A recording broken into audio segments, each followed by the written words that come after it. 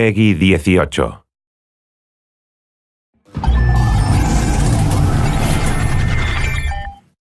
Hello everyone, I'm Colin Graham. I'm the animation director on Watch Dogs, and today I'm excited to present to you a vertical slice of the Watch Dogs free roaming experience.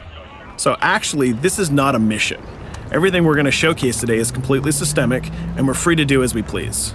We start off in the wards, the low-income district of our interpretation of Chicago. When creating the world of Watch Dogs, we wanted to stay true to the city and give a unique flavor to each and every neighborhood, not only in terms of the architecture, but also in terms of the people that you'll encounter and what is happening in their day-to-day lives. In the wards, you'll see working-class citizens, rusty cars, gang members, abandoned houses, and low-grade pawn shops. It's really not the kind of place that you're going to want to be alone after dark. Nowadays, modern cities are increasingly managed by software, controlling traffic lights, electricity grids, and surveillance systems. In our version of Chicago, this management software is called CTOS, or the Central Operating System. The CTOS controls everything in the city, and it was created by the Bloom Corporation. Since the CTOS has been installed in Chicago, people get to work faster, the crime rate is dropped, and the communication networks are now more accessible and stable than they ever were before. It goes without saying that if everything is connected, somebody able to take over the system would be extremely powerful. At this point in the game, we don't have control over this district's CTOS system. The icons that you see over people's head mean that we cannot hack into their mobile devices at the moment. We need to find the CTOS control center, install a backdoor virus into the system to take control over all of the infrastructure in this district. There it is, the CTOS control center.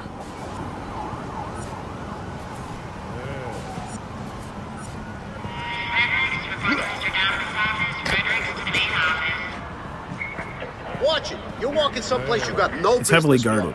Let's see if we can find the server access codes from a distance. With cameras, we can explore restricted areas without being spotted, tag different guards, and access details on their lives. What the hell is she doing with that weasel motherfucker? It seems that Bloom employees all have a sort of shady past. There it is, the access code to the server room. Unfortunately, we can't access the server via the cameras. We need to sneak inside. One thing that was really important to us when we designed Watch Dogs was to fully support different player styles. Every situation in the game can be tackled the way the player sees fit. In this situation, we can go all out guns blazing, completely stealth without the guards ever seeing us, or we can hack from a distance without ever setting foot inside the restricted area. Let's hack this forklift. Aiden can use the environment to distract and lure guards. Pretty much anything you hack has multiple functions. So, for example, you could use this forklift to access the roof, or you could use it to create cover. Hacking in Watch Dogs is all about player expression. Let's set an improvised explosive device so we can hack it a little bit later.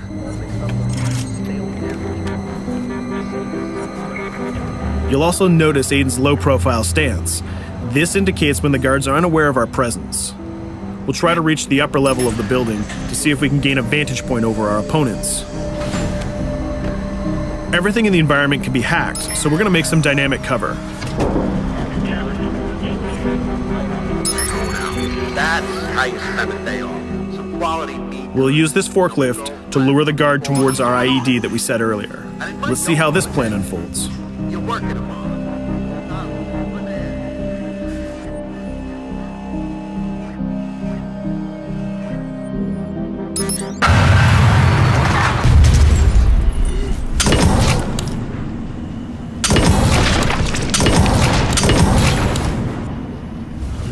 What you just saw is called focus.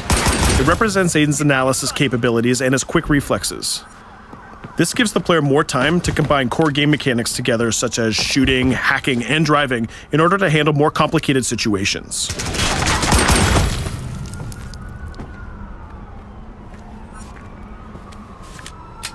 Now we can access that control room.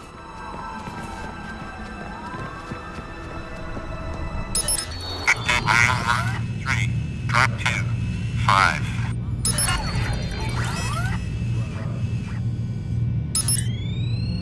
Now we'll be able to hack all of the devices connected to the CTOS within the districts. Thousands of cameras, traffic lights, the electricity grid, and most importantly, all of the citizen information profiles. We can also benefit from the Chicago Police Department Crime Prediction System, which uses facial and pattern recognition to spot potential criminals or potential victims. Since this is a pretty rough neighborhood, I'm pretty sure we're going to stumble on some suspected criminal activity pretty soon. And there it is. The system just pushed an alert of a potential crime. We can see the system trying to triangulate the location on our minimap. Take note, this isn't a mission. This can happen anywhere at any time. We've just spotted a potential victim. It's always up to the player if he wants to investigate or not, to take action or not. So let's see how this turns out. Yeah, you're right. Could I just...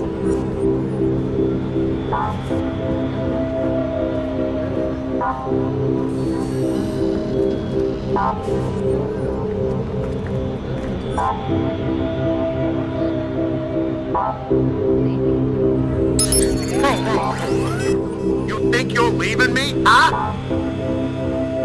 Jesus, I told you to stay away from me! You belong to me now. Get it? You better leave or I'll call the cops! I'll fucking kill you, goddammit. Get off! Yo! That was close. Good thing that we intervened. We managed to prevent the crime, but we triggered a chase. From here, the criminal's behavior is unpredictable. He can try to get away, shoot back at us, surrender, or call for backup.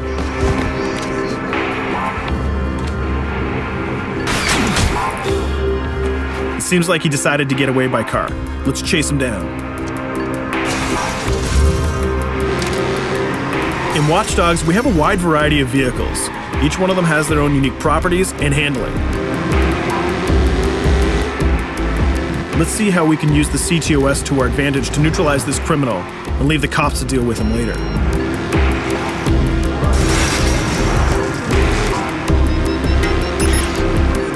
The chase stops right here. Using the blockers usually reserved for the cops during interventions, we managed to stop this criminal without killing him. This gives us a reputation bonus. This system is at the core of the Watch Dogs experience. Depending on how we handle different situations in the game, the media and the citizens will have a different perception of our hero, whether he is a true vigilante or a reckless criminal. This will have repercussions throughout the game. Now, let's head for the Loop, the historical district of Chicago, where you're going to find the most iconic buildings in the city.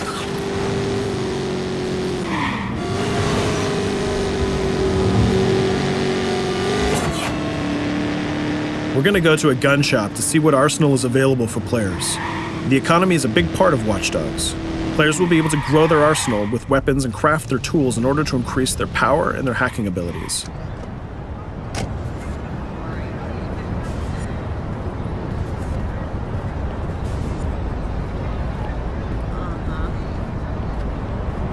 No, it's okay.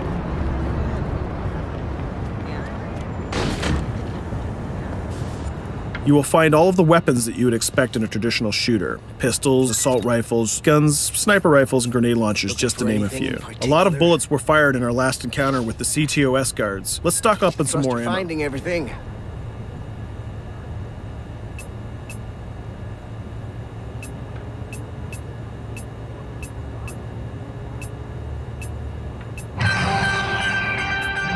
As we mentioned earlier, the media keep track of your actions and the citizens are going to react according to the perception that they have of you. Here, the media is reporting a crime in which you are the #1 suspect. The gun shop owner recognized you and decided to trigger a silent alarm to notify the police. Copy that. Possible wanted suspect presumed armed and dangerous. Police are now trying to locate the source of the threat using the surveillance system in the city, represented by the yellow circles on the minimap. Come in, PH3.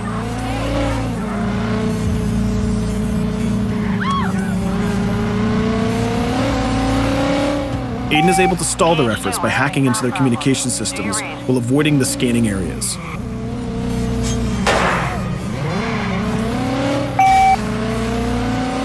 PH units, do you copy? Repeat, squad to all PH units. Once they've lost our trail, we can go back to our activities.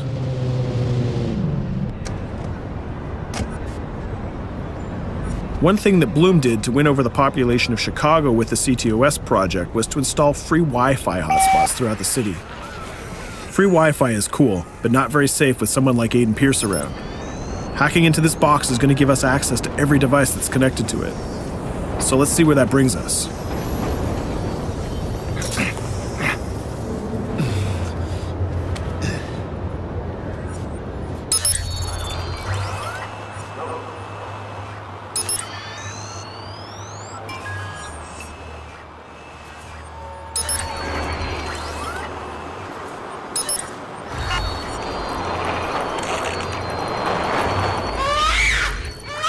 We just hacked into the webcam of a laptop. It seems that we're in the apartment of a mother and we can hear her baby crying in the background. Her bank information is in her mobile phone sitting right there on the table in front of us. It's totally up to the player whether we decide to steal it or not. Of course, this won't affect our reputation because nobody can witness this action. Just like in real life, nothing is totally black or white, but rather many shades of gray. This is exactly the situation where we want the player to question his own morality. Let's go withdraw that money.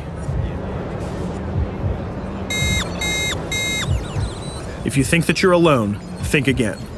Aiden is not the only hacker in town. Someone's trying to install a backdoor virus on Aiden's phone in order to steal a portion of the information that he's gathered through the game so far. First, we're gonna have to reach the area where the signal is coming from.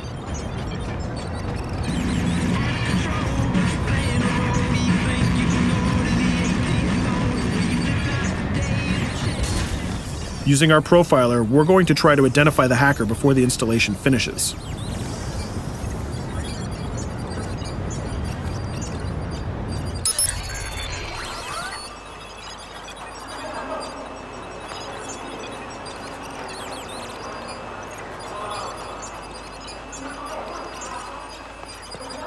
There he is. In Watch Dogs, things aren't always what they seem to be. This is actually another player that seamlessly came into our single-player experience. Let's not let him get away with this. We're going to teach this guy a lesson.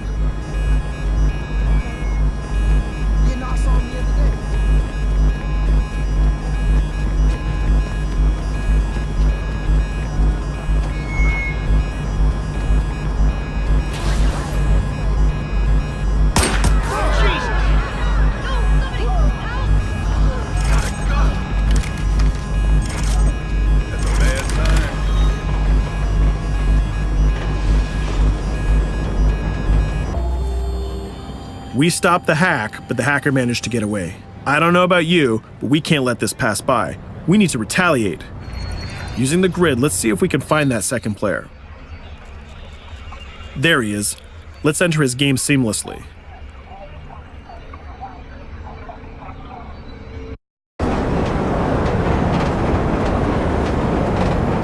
The second player is not yet aware of our presence. If we act carefully, he might think that we're one of the many NPCs in the city.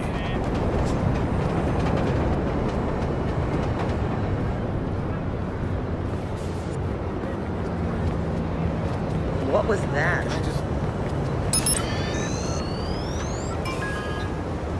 So let's find a place to hide and start hacking. What's going on?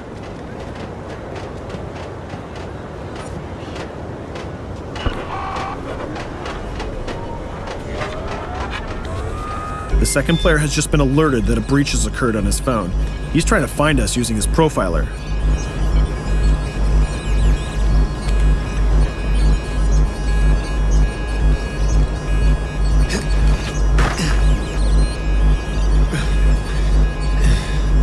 He's dangerously close. Let's hide in the car. We're spotted. Let's get out of there.